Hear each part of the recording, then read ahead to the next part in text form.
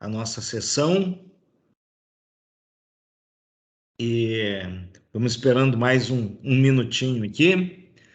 Eu aproveito enquanto isso já para saudar aí a todos que já chegaram, já estão participando do nosso evento de hoje, né?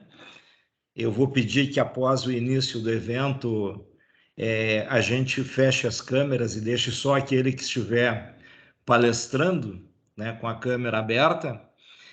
E depois já aproveito para também comunicar que perguntas, né, que venham a ser surgir durante a apresentação, que sejam feitas então diretamente no chat, tá? E ao final do evento, então, eu que vou ser o moderador desse encontro de hoje, né? Farei então a leitura dessas perguntas aos nossos painelistas de hoje. Bem, nós já estamos aqui com 17 horas e 2 minutos, então já vamos dar início ao webinar Encontros MGPDI, do mês de abril de 2023. Esse é já o terceiro evento que realizamos esse ano, né? E ele vai ter por tema a inovação aberta e a colaboração no Brasil e no exterior, né? De fato, são dois temas de grande importância para as organizações nesse mundo, né, que está cada vez mais complexo, cada vez mais interconectado, né? É o mundo bunny, como chamamos agora, e vivemos a era da colaboração, né? E a inovação aberta, ela tem um papel importante, pode ser uma estratégia eficaz, né, nas organizações, trazer benefícios tanto para grandes empresas quanto para startups, pequenas empresas, né?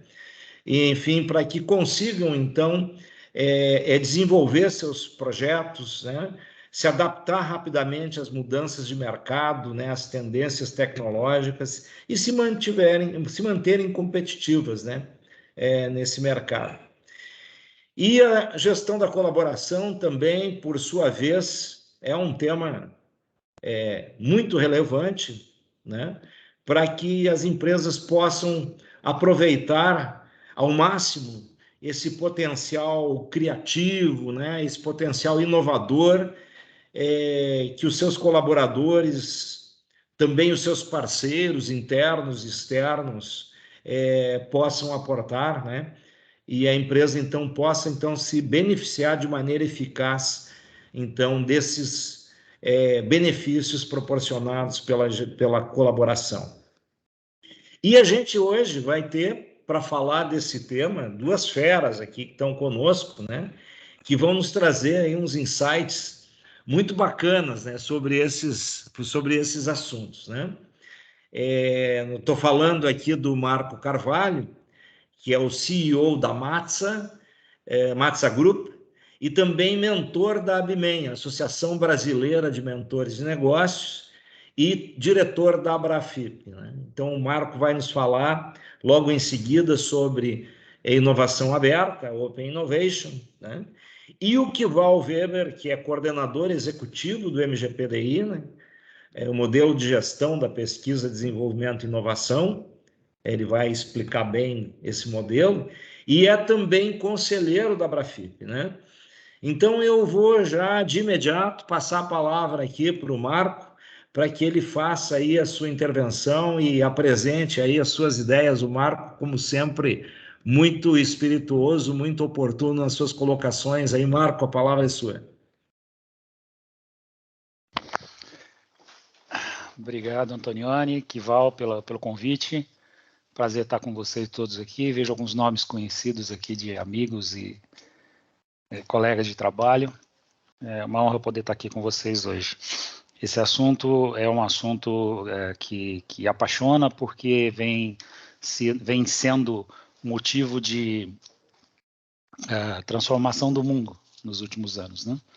A gente tem visto o mundo corporativo mudar de status nesses últimos 30 anos, 40 anos, muito rapidamente, e tudo acontecendo no dobro da velocidade, na metade do tempo. Então, a exponencialidade é um tema que a gente tem perseguido aí nesses últimos anos. Então, para a gente falar sobre inovação aberta, vamos falar um pouquinho sobre inovação também. Então, não vou chover no molhado aqui, porque tenho certeza que só tem especialistas nessa sala e eu não sou um deles. Inovação é uma forma, de maneira simplista, né? Inovação é uma forma nova de se fazer o que se faz, ou algo que seja completamente novo, que destrua o que a gente faz, né? Então, eu tenho a inovação evolutiva, eu tenho uma inovação que pode ser disruptiva, que, por assim dizer, cria novos mercados, né? Ou cria novas empresas que sugerem novos mercados, e a gente tem uma série de histórias para contar sobre isso.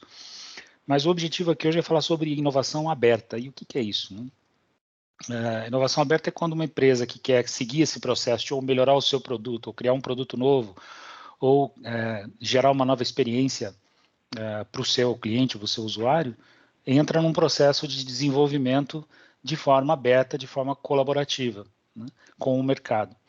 E isso no mercado corporativo levou algum tempo até que essa mentalidade, essa cultura fosse sendo desenvolvida. Então, o mundo de inovação com as startups, né, o processo que nós conhecemos aí, né, criado lá na academia, que vem fomentando projetos de pesquisa que se transformam em ideias, que se transformam em protótipos e eventualmente viram algum negócio,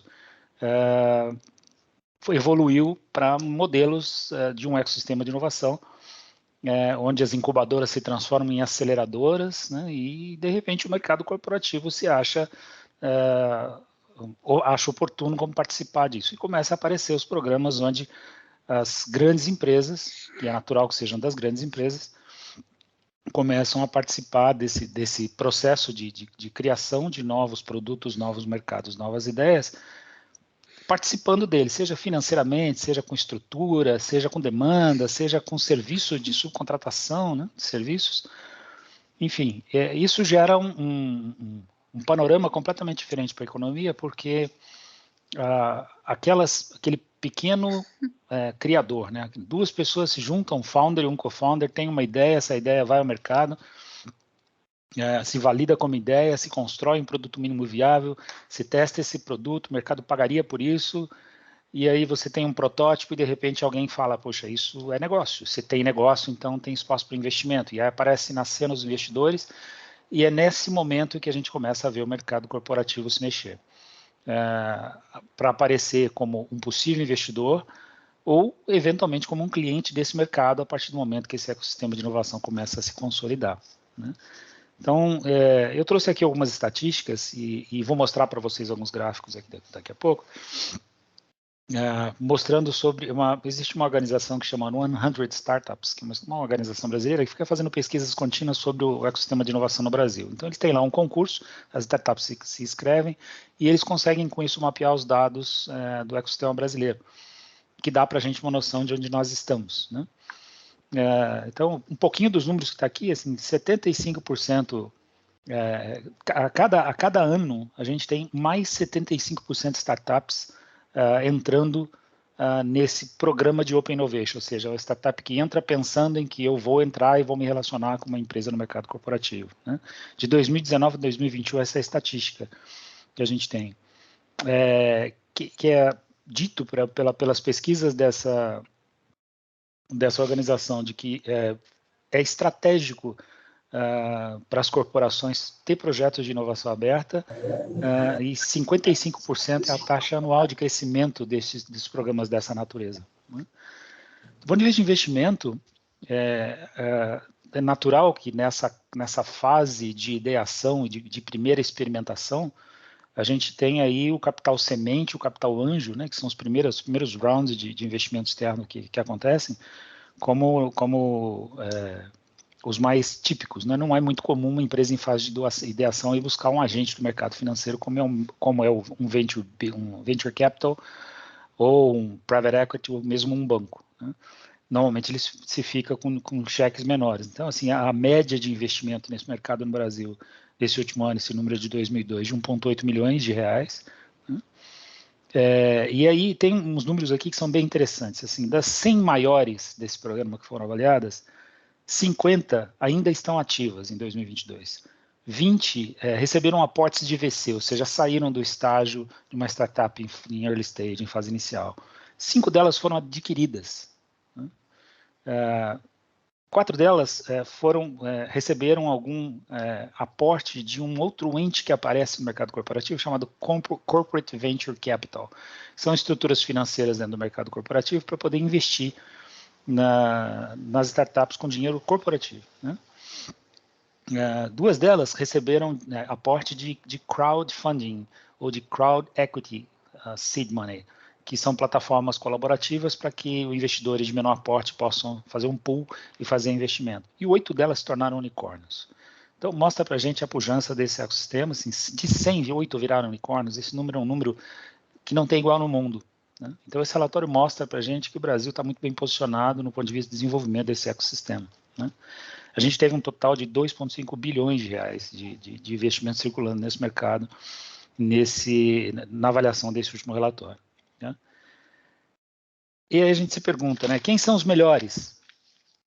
Como é que se constrói esse perfil aí? Bom, tem aqui algumas dicas, né?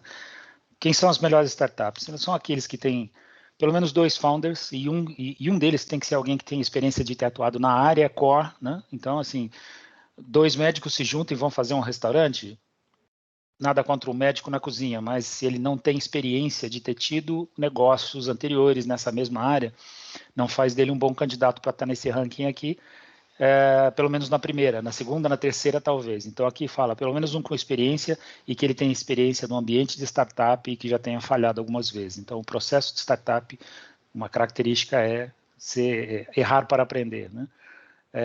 Uma startup que serve a diversos setores, não é aquele que é focado só num nicho de indústria. Então, você tem uma startup que usa inteligência artificial como estratégia, ela pode servir a vários setores. Né?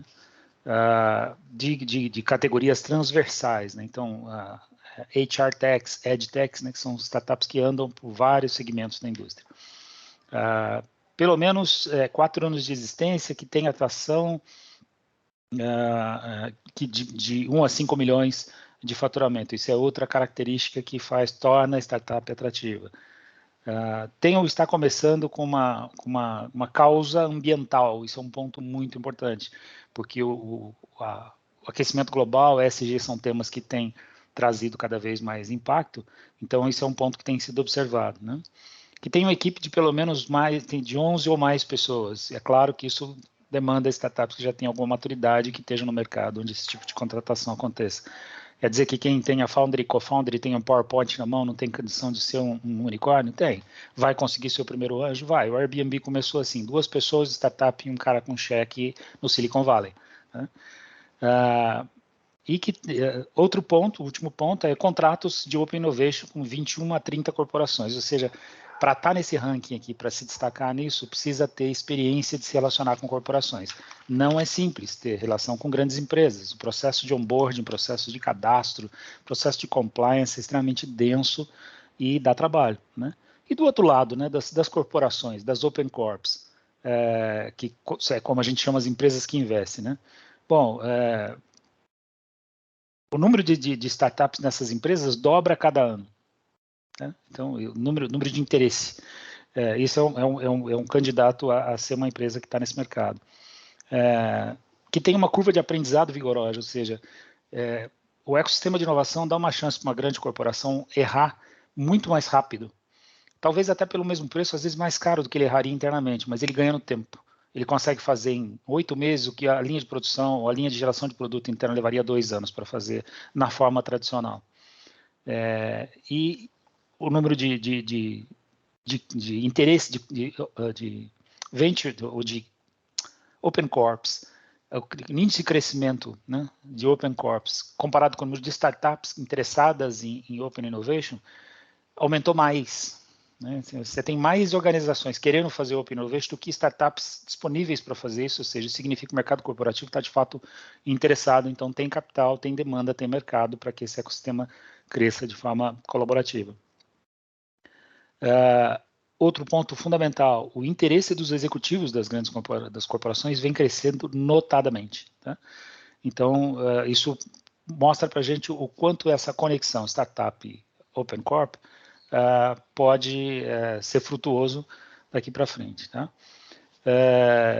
E aí eu vou trazer para vocês alguns exemplos internacionais aqui, que eu acho que colocam a gente num outro cenário, assim, fazer trabalho com grandes corporações já nos leva a falar de multinacionais. Né? Vou trazer para vocês um exemplo da Samsung. Né? A Samsung tem 4 teses de Open Corp, né, para ser uma Open Corp. Uma delas é fazer o que eles chamam de partnerships. Né? Assim, eles vão fazer sociedade com empresas que desenvolvam soluções que possam significar novas funcionalidades nos produtos que eles já têm.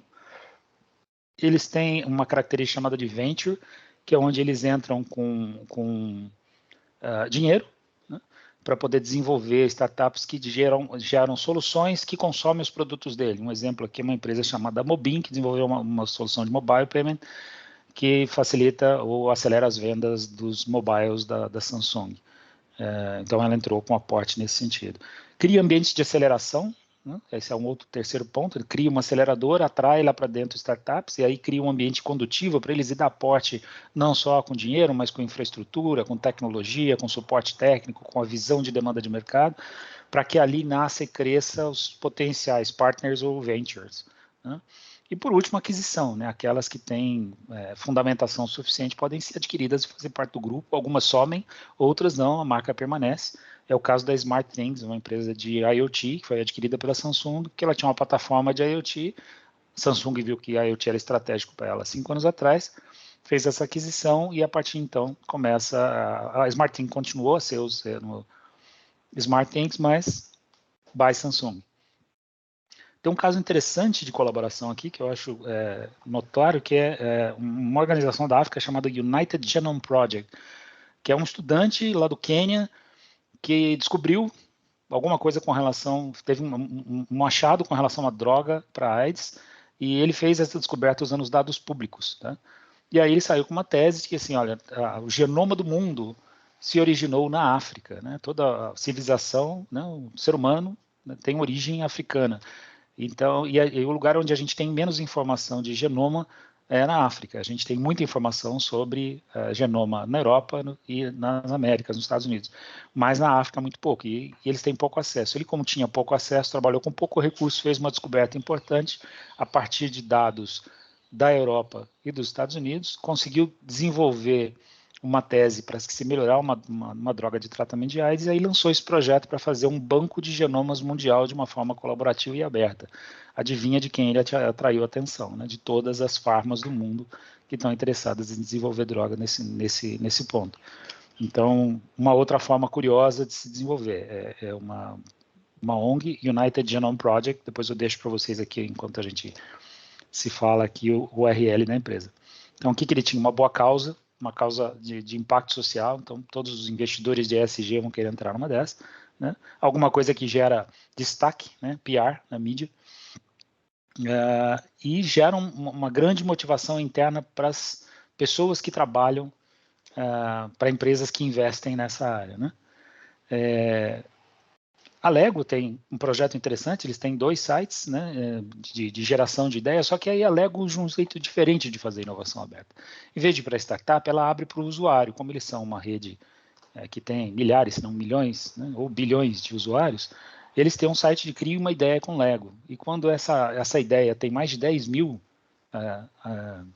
OKs, né, 10 mil likes ou 10 mil suportadores da ideia, ela avalia fazer daquela ideia um produto, e aí ela reduziu o ciclo de desenvolvimento e lançamento de novos produtos de 2 anos para 8 meses. O exemplo que eu dei no início é um exemplo da Lego. E eu queria trazer para vocês um exemplo fresquinho para fechar a minha fala. A doutora Clara, que eu espero que esteja aqui com a gente, que participou da chamada de ideias da Brafip já por alguns anos, inclusive teve uma ideia vencedora ano passado, acabou de receber um aporte numa ONG que ela tem há 7 anos, que é uma ONG que cria soluções para dislexia em crianças, né, para tratar preventivamente a dislexia. Né? E num dia, dando uma palestra sobre dislexia, sem intenção nenhuma, tinha alguém de uma grande organização global na plateia, ouviu, entendeu a causa e tem um filho com esse problema. chamou ela, falou, me mostra o projeto está aqui, legal, bom, então vamos lá, e conseguiu um patrocínio para que essa ONG desenvolvesse um aplicativo que está indo para o mercado agora, que ajuda as crianças a melhorarem a sua capacidade de leitura, de escrita, de compreensão do conteúdo, né, e de relacionamento por conta disso, melhorando aí o seu desempenho escolar, a sua relação no meio. Então, isso é uma outra forma de abordagem de como a inovação aberta, essa propensão à inovação aberta, né? É uma ONG que está se comportando aqui como uma startup, que teve na chamada de ideias da Brafip buscando por investimentos, e esse relacionamento com essa grande empresa mundial foi proporcionado por um acaso, né? Não foi de propósito o pitch, mas gerou o resultado de um exemplo de inovação aberta que vai criar um benefício social inegável e que certamente vai atrair atenção de outros investimentos nessa área quando vier público, quando isso for lançado da forma como for. Todo mundo ganha, né? O usuário do aplicativo, a ONG que vai cumprir o seu papel da causa justa a qual segue, e da grande empresa que está fazendo o seu papel social de investimento e vai ter naturalmente os seus dividendos de resultado em prol da sua própria marca, né? Então, com esses pontos, eu fecho aqui minha fala e fico à disposição para perguntas, e as perguntas ficam para o final, e devolvo aqui a palavra para o nosso host, Antonioni. Obrigado. Muito obrigado, Marco Carvalho. Como eu havia já adiantado, né, sempre brilhante nas suas exposições, né? E trouxe esses insights tão importantes aí sobre o tema da inovação aberta com esse enfoque bem particular, né? Agora nós vamos ouvir também a segunda parte da apresentação de hoje, né, que trata de gestão da colaboração, que é um tema, né, que pode ser vista, né, como uma competência organizacional crítica que de fato exige habilidades, né, liderança, comunicação, negociação, resolução de conflitos, né? E esse é um tema, a gestão da colaboração, inclusive ela é um dos 11 processos habilitadores da inovação que integram o MGPDI, né? Para nos falar sobre isso, então, né, o Kival, que eu já apresentei, né, Kival Weber, que é o coordenador executivo do MGPDI, também conselheiro da Brafip, vai então agora nos falar sobre esse tema. Kival, a palavra está contigo. Ok, obrigado, boa tarde a todos. Boa tarde a todos mais uma vez. Boa tarde. Boa tarde a todos. É que eu não estou me vendo na tela aqui, Vitor. O que está vendo? Você está agora compartilhar a tela. Perfeito. Aí, agora tá. Apareceu. Apareceu. Eu continuo não me vendo mais. Mas você está aparecendo. Então tá bom. Bom, meu nome então é Kival Weber. Eu sou coordenador executivo do MGPDI. A seguir eu dou uma breve explicação do que é o MGPDI. Eu sou desde janeiro de 2015 o coordenador executivo do MGPDI. Antes disso, eu fui coordenador executivo e o responsável pela ideia do MPS-BR. Foi de 2003 a 2014, dezembro de 2014. Começou numa ideia e terminamos com 700 processos avaliados aí em dezembro de 2014. Eu vou compartilhar a tela, tá? Eu continuo me vendo, eu estou meio perdido, Vitor, mas agora deu, tá? Agora deu. Eu vou, para ilustrar a nossa apresentação, eu vou usar o website do MGPDI. MGPDI quer dizer Modelo de Gestão, G de Gestão, da Pesquisa, desenvolvimento e inovação nas organizações. Ele é aplicável, apropriado, para organizações de todos os portes e de qualquer setor. Não é só para aquelas organizações que o Marcos se dirigiu só para startups, todos, né, ele se aplica esse modelo. Então, nós estamos buscando implementar, disseminar, divulgar esse modelo para melhoria dos processos, é um modelo de processo, né, evolutivo para todos os processos relativos à gestão da inovação, à gestão da pesquisa, desenvolvimento e inovação. Aqui na seção, na aba Guias do MGPDI, eu estou usando o site em tempo real aqui, Guias do MGPDI, a gente vê que nós temos guias, um guia geral, um guia de avaliação, um guia de implementação, e eles têm também um guia de implementação na forma de aplicativos, tanto Android como iOS. Né? Eu vou basear minha apresentação navegando aqui. Esse guia de implementação ele é no formato wiki, então a gente vai navegando. Né? O guia geral descreve o modelo, o guia de avaliação descreve o processo de avaliação, e as empresas, as organizações interessadas que tiverem implementado podem ser avaliadas, têm direito ao certificado de avaliação com duração de 3 anos. Vamos entrar aqui no guia de implementação.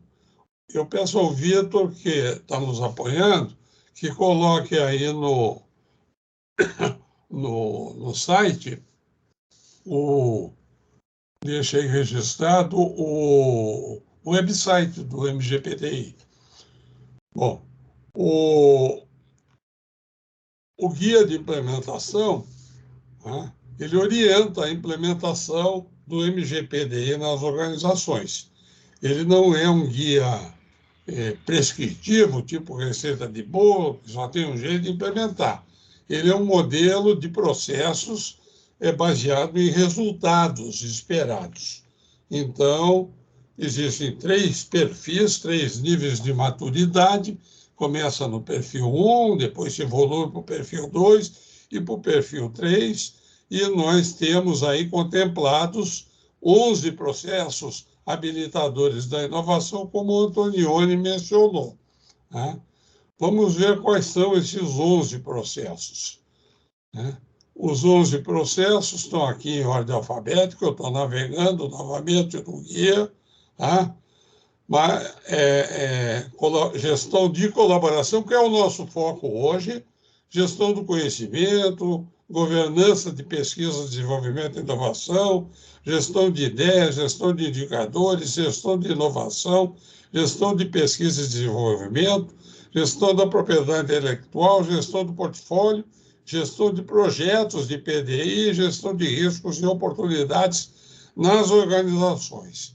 Nós temos aqui uma figura que representa o chamado funil da inovação. Aqui é a boca do funil, começam com ideias, né, numa organização, e esse processo, então, ele compreende vários outros processos, várias atividades, até se chegar ao mercado.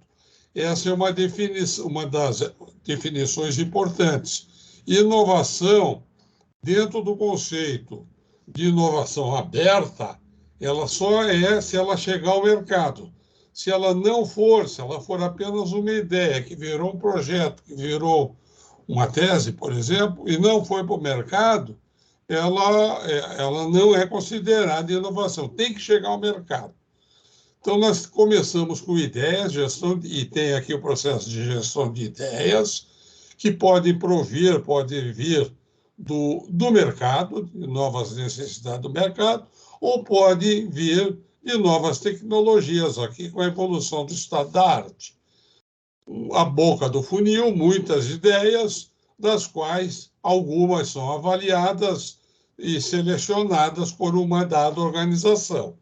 As selecionadas vão passar por um processo de pesquisa que pode ser que é aplicada, sempre aplicada, e que pode se basear em pesquisa básica também, né? O processo PES.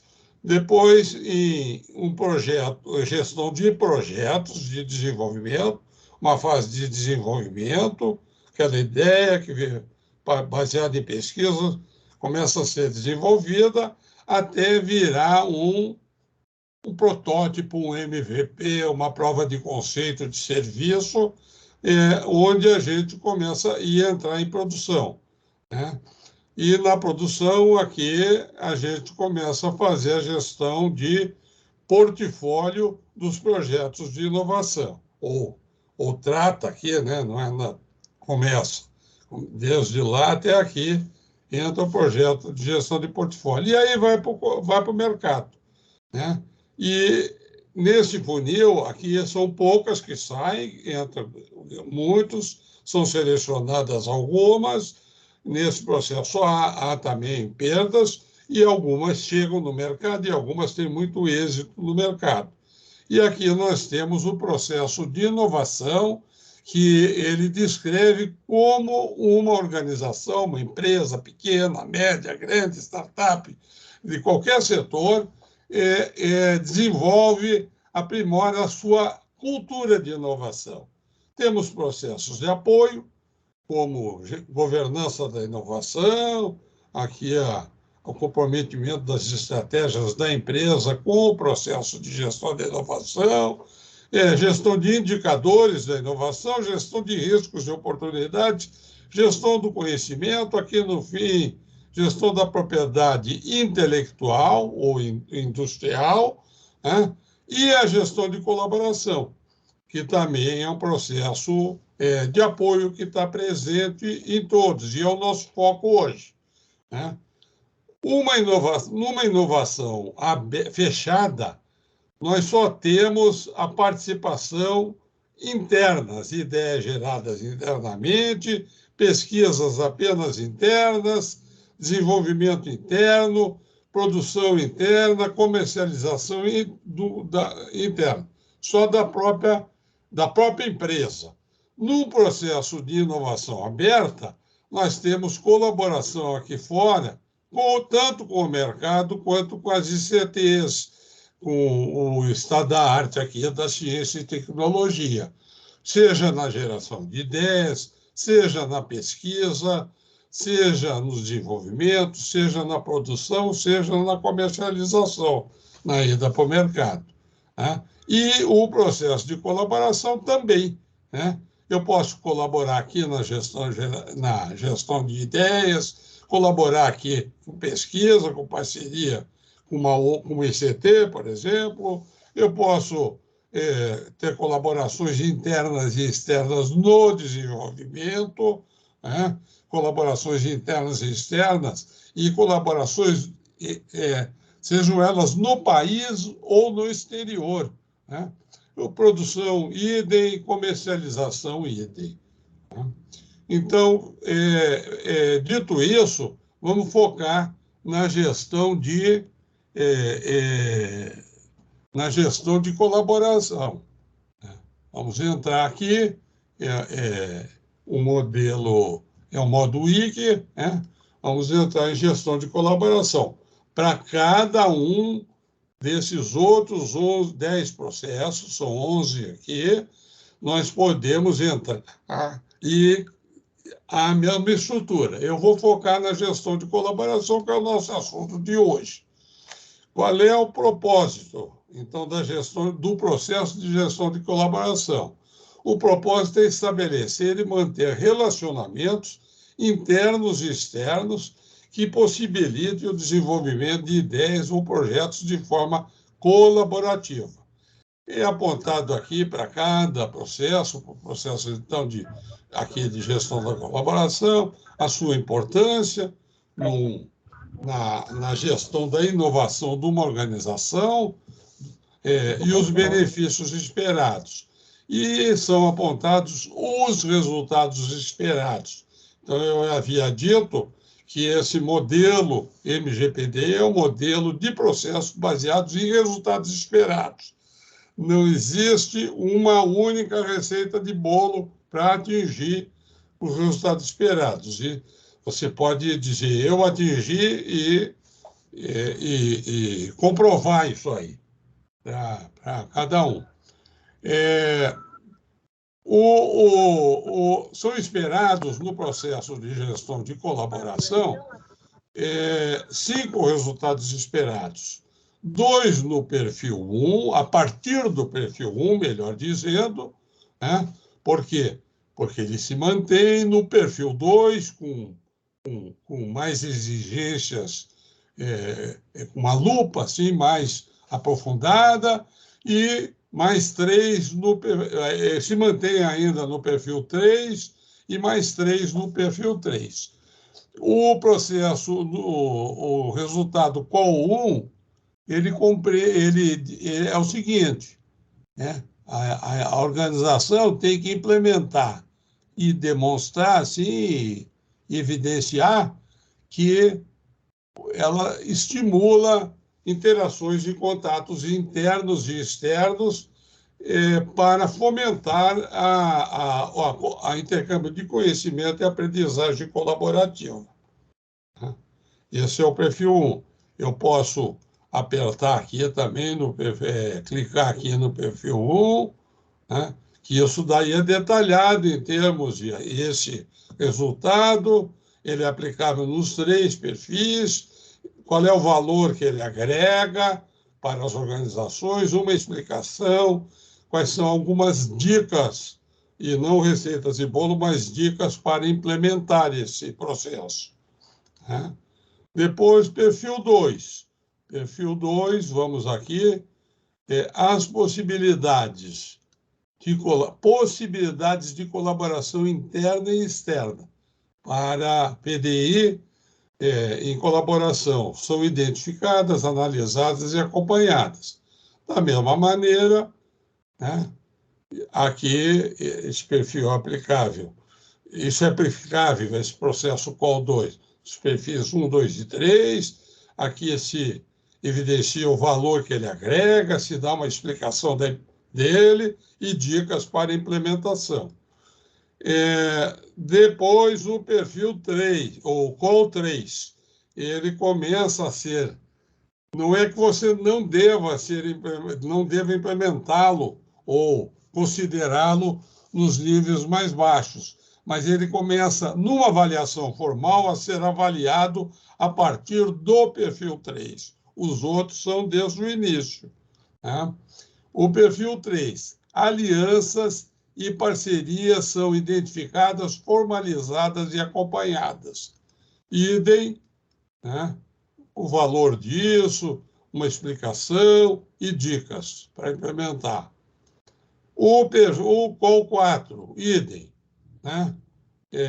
O call 4, ideias ou projetos de PDI são desenvolvidos em parceria. Então, eu já começo a dizer, eu tenho uma parceria no Brasil, com a ICT tal, ou com a empresa aquela outra, ou no exterior, né? E eu faço a gestão disso, aqui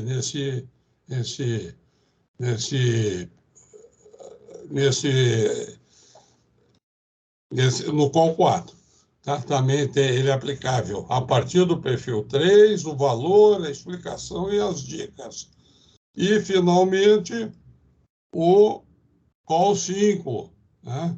O call 5, os resultados das parcerias são avaliados visando futuras colaborações. O valor disso, uma explicação e dicas também. Estou chegando ao fim da minha apresentação, só destacar que tanto eu estou no site, esse site está disponível, tanto o guia de implementação, esse que eu estou mostrando, quanto o guia geral, quanto o guia de avaliação, quanto os aplicativos, o aplicativo, ou os na forma para o iOS e para o Android, estão disponíveis gratuitamente, é só baixar. Aqui também nós temos algumas formas de avaliação, vou pular isso, baseadas em artigos, em experiências de outras empresas importantes, e aqui nós temos o relacionamento com outros processos. Vou até aumentar um pouquinho aqui o zoom, né, para que vocês vejam melhor aqui. Esse é um mapa mental, né? Esse é um mapa mental que tem para todos os 11 processos a relação dele com os outros processos. Nós estamos aqui na gestão da colaboração, ele apoia tanto a gestão de ideias quanto a gestão de pesquisa e desenvolvimento. Ele estabelece parcerias no processo de gestão de projetos de PDI. Ele apoia ou alimenta a gestão de conhecimento, do conhecimento. Esse website, ele é sempre, esse guia de implementação está atualizado, a última atualização 23 de março, agora último de 2023. Com isso, são, acho que exatamente com 20 minutos, eu encerro a minha apresentação e me coloco à disposição de todos a seguir. Obrigado, Antônio. Eu vou parar de compartilhar, então. Muito obrigado, Kival. Brilhante apresentação, né, a respeito do processo de gestão da colaboração, né, no ambiente do MGPDI, né? Eu quero lembrar a todos que estão nos acompanhando aqui que o nosso palestrante anterior, o Marco Carvalho, colocou no chat aqui vários links com artigos interessantes sobre empresas mais inovadoras globalmente, enfim, sobre o Strategic Intelligence World Economic, panorama sobre as práticas de Open Innovation, enfim, né? E quero aproveitar, né, essa oportunidade também para relembrar que quem tiver perguntas, né, aos nossos palestrantes de hoje, podem colocar no chat aqui que eu vou transmiti-las, né, ao palestrante adequado ou a ambos, né? Nesse momento, então, enquanto a gente aguarda, né, eu vou também fazer aqui o uso da palavra para fazer as perguntas aqui de minha parte, enquanto não surgem novas perguntas aí, né? Mas, então, o que se pôde aprender com as apresentações, né, feitas pelo Marco e pelo Kival, é que a gestão da colaboração, né, e também as práticas de inovação aberta, elas se alinham, né, se complementam de várias formas, né, e talvez principalmente pela criação de um ambiente propício à colaboração e à troca de conhecimentos, né, necessária aí, troca de ideias, né, necessária entre partes envolvidas que estejam trabalhando de forma colaborativa no desenvolvimento de um projeto, no P&D, na comercialização, enfim. Pelo que eu entendi também das duas apresentações, desculpe, né, é que tanto a gestão da colaboração quanto a inovação aberta, né, se alinham nessa solução de problemas, na criação de valor compartilhado, no aprendizado, no desenvolvimento, né, de novos conceitos, novas ideias, novos produtos, e com isso também, né, acaba se mitigando riscos, né, reduzindo riscos, porque quando existe a colaboração, é natural que os riscos se diminuam, né? A inovação aberta também leva a isso, né? O Marco até comentou de uma empresa, uma corporation que poderia levar 2 anos até errar num produto, ela pode chegar a esse resultado em 8 meses, enfim, e com isso também economizar. Mas vamos lá. Então eu vou, enquanto não surgem perguntas aí, né? Eu vou perguntar. Uma pergunta no chat ali, Antônio. Vamos começar pela pergunta do chat, então. Obrigado, Vitor. Tá, gostaria de dar os parabéns e enviar um forte abraço para o Marco. Eu gostaria de fazer uma pergunta que a resposta é meio óbvia, mas gostaria de ouvir um pouco a posição de vocês.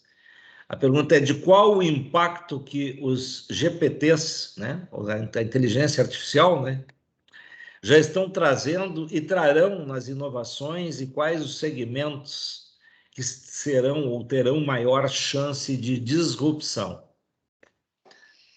Passar para o Marco, primeiramente.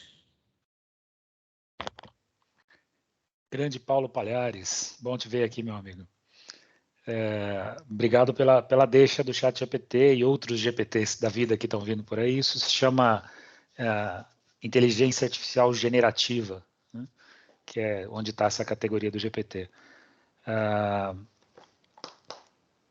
Apesar do efeito psicológico que esse negócio cria na maioria das pessoas, principalmente leigos que, quando tem contato com esse tipo de tecnologia, e com qualquer tecnologia disruptiva, né?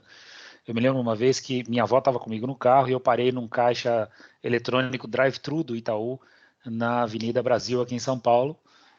Parei no drive-thru, saquei o dinheiro e saí. Ela falou, como assim? Você nem desceu do carro e está com o dinheiro aí? E quem te atendeu? Eu falei, é um caixa eletrônico, está na parede do banco, são 10 horas da noite. E aqui é mais seguro, a gente fez assim. Então, para ela, aquilo era uma façanha. Para quem provavelmente não tinha entrado numa agência bancária há 20 anos, né? Então, eu imagino que o ChatGPT esteja causando o mesmo impacto na maioria das pessoas. Mas vamos lá para o core da inovação, que é o assunto aqui de hoje. Na prática, o que isso gera é velocidade no acesso à informação. Porque o que o AI generativo faz é fazer o que a máquina faz muito mais rápido que o ser humano, que é fazer conexões, né? Então, se você souber fazer perguntas inteligentes, o AI generativo vai conseguir gerar dados para você de uma forma estruturada, de um jeito mais rápido, que você consegue conferir esses dados e tirar conclusões mais novas. Não confie na primeira resposta e nem na segunda e nem na terceira piamente, né? A gente já deve ter visto 1 milhão de histórias aí de GPT dando dica errada, dando dado errado, né? Desculpe, eu errei, desculpe, eu só sou um programa que, né? Enfim, vocês conhecem as respostas.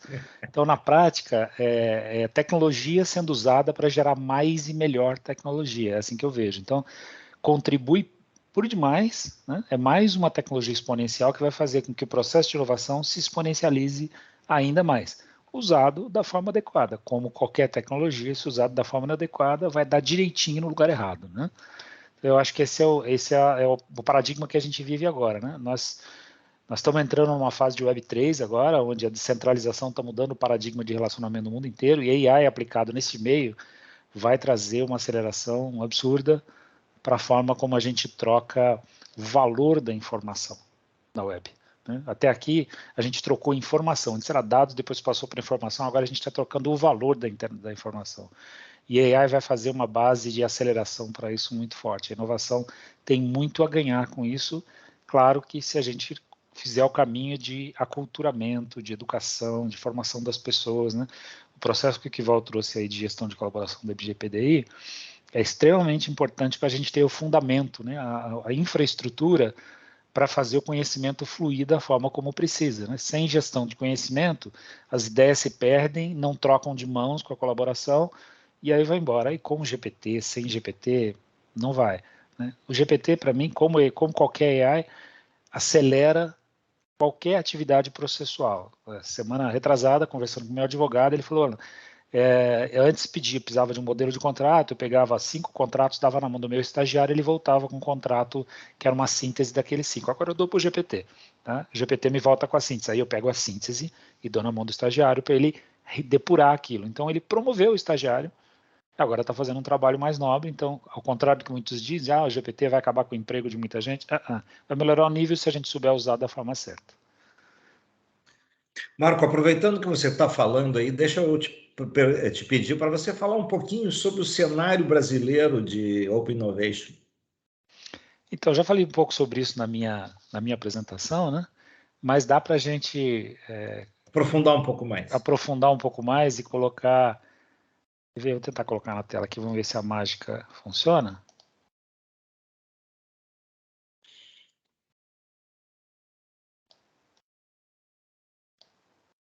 Diz para mim se vocês veem minha tela. Sim, estamos vendo. Pequeno, Bom, mas estamos vendo.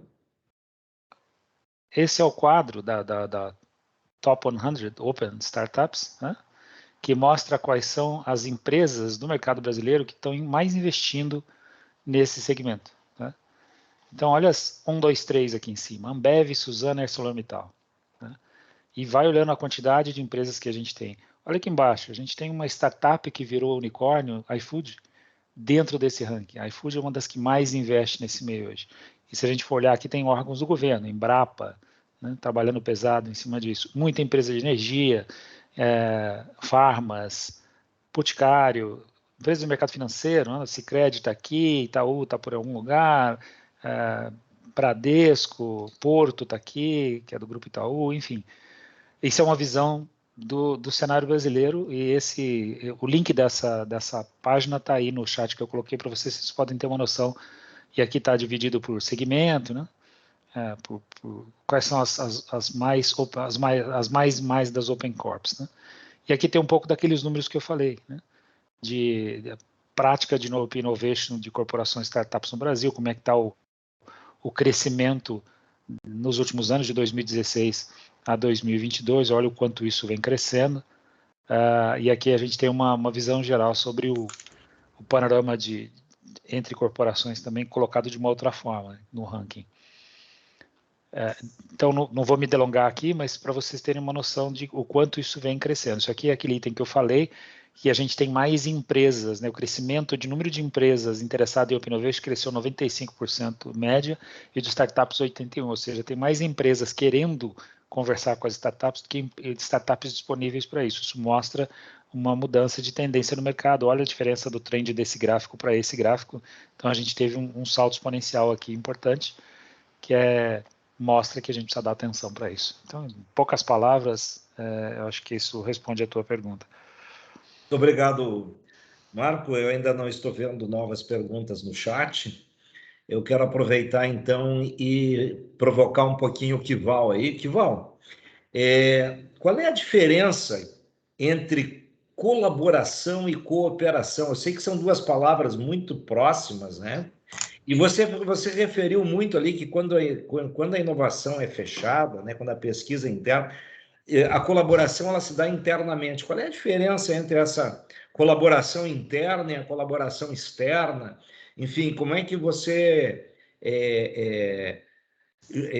explicaria esses pontos para nós? Obrigado, Antonioni, pela pergunta. Em português, se você olhar no Aurélio, né, no dicionário Aurélio, cooperação, ele diz que é um sinônimo de colaborar. Tá? Em português. Mas em 2015, um autor chamado Ashkenaz, isso tem no detalhe aí, referência e link, ele publicou um artigo na Harvard Business Review chamado há uma diferença entre cooperação e colaboração. Em português, traduzindo aí, there is a difference between cooperation and collaboration. Tá? O que ele diz? Que colaboração, os dois são co. Um é operar com e o outro é laborar, trabalhar com. Né? Então, cooperação Só que ele diz que a colaboração, e por isso na gestão da inovação usa-se mais colaboração, é mais formal. Tá? O cooperar é uma coisa assim mais informal. Eu estou cooperando com o meu colega do lado, às vezes porque eu gosto dele, às vezes deixo de cooperar porque não gosto dele, não tenho empatia. Né? Mas a colaboração é um processo formal e que deve ser gerido nas organizações, seja colaboração interna, seja colaboração externa. Na colaboração, há uma abordagem, então, mais formal do que na cooperação. E isso se amplia quando se trata de colaboração externa no país e no exterior, seja com universidades, ICTs, outros parceiros, tais como clientes, fornecedores e consultores. Eu espero que eu tenha explicado aí. Muito bom, Kival, eu te agradeço, mas aproveitando que você está falando, né, nos apresentou muito bem aí, embasado a diferença de colaboração e cooperação, né, que às vezes, realmente essa diferença ela é muito tênue, mas tem todo sentido aí o que você colocou. Mas eu te pergunto, tu pode me citar alguma forma de realização da colaboração numa organização? Como é que se materializa aí? Sim. Eu vou até remeter, nem vou consultar até o guia de implementação. Para cada processo, nós vimos lá que existe uma seção, algumas formas de colaboração, algumas formas de realização, né? Na gestão de colaboração, que é um processo, algumas formas, o Marco citou algumas, né? Ou várias, né? Mas algumas formas. Eu posso... colaboração, a chamada colaboração coletiva, o crowdsourcing, o Marco citou, né? Que é fazer isso coletivamente. Ou a construção do guia de implementação no formato wiki, formato texto wiki, é um exemplo de crowdsourcing, de colaboração coletiva, porque nós trabalhamos com toda a equipe técnica do modelo MGPDI até chegarmos, até um processo que levou bastante tempo, mas chegou a uma coisa muito íntegra, né? Outra forma é que você pode ter colaboração síncrona ou assíncrona, né? Síncrona é em tempo real, assíncrona eu registro lá, faço e vou depositar isso, vou mandar por e-mail um arquivo, né? Ou num repositório, num Google Drive, e alguém vai aproveitar isso. Outra é a chamada comunidade prática. Outro é o chamado empreendimento corporativo, corporate venture. É quando grandes organizações, o Marco destacou também, que se valem de startups para desenvolver, para criar, para produzir inovações, né? A outra é isso que nós estamos fazendo, ferramentas de videoconferência online, gratuitas ou pagas, né? Várias delas. A outra é a ideias externas sendo usadas para a inovação interna. A Procter & Gamble, ela usa ideias externas para inovação interna, acessando a propriedade intelectual desenvolvida externamente para acelerar a inovação interna. Outras são as parcerias colaborativas, que nós mencionamos aí, né? Outras é a PDI colaborativa, falamos pouco da Brafip, né? Brafip, eu, Marco Antonioni, participamos da Brafip, que é a plataforma tecnológica brasileira, cujo objetivo, cuja missão é promover a pesquisa, desenvolvimento e inovação colaborativa, né? Seja no país, seja no exterior, com base em parcerias colaborativas. E por aí vai. Eu citei, eu acho que quase 10 exemplos, mas tem mais, sempre tem mais. Muito bem, muito obrigado, Kival. Acho que foi muito rico aí os exemplos citados. E nós já estamos chegando aí no nosso horário, né? Então, eu quero só relembrar a todos que esses webinários são gravados e vão estar disponíveis, né, no canal do YouTube da SoftSul e também podem ser acessados na página do MGPDI na seção biblioteca, ok? Não só esse webinar de hoje, né, como os webinários anteriores, né, dos anos anteriores realizados. Fizemos 11 webinários no ano passado Esse já é o terceiro webinar desse ano, e nos anos anteriores também temos webinários gravados, né? Aproveitando, eu quero também convidá-los, né, para que acompanhem, para que assistam o próximo webinar, que vai acontecer no dia 30 de maio, e trará do tema Gestão da Inovação no Setor de Serviços. E vai fazer a moderação do evento o Kival, que está aqui conosco hoje, foi nosso palestrante, e terá como apresentadora, debatedora, a Ana Márcia De Biasi Duarte, que é uma pesquisadora da UNOESC e também uma pessoa que integra, né, uma profissional que integra a equipe técnica do modelo MGPDI, tá? Então, eu aproveito com esse convite, eu agradeço a participação de todos, né? Meu muito obrigado aos palestrantes, parabenizá-los mais uma vez pelas apresentações feitas, e então fica o convite aqui, até a próxima, muito obrigado.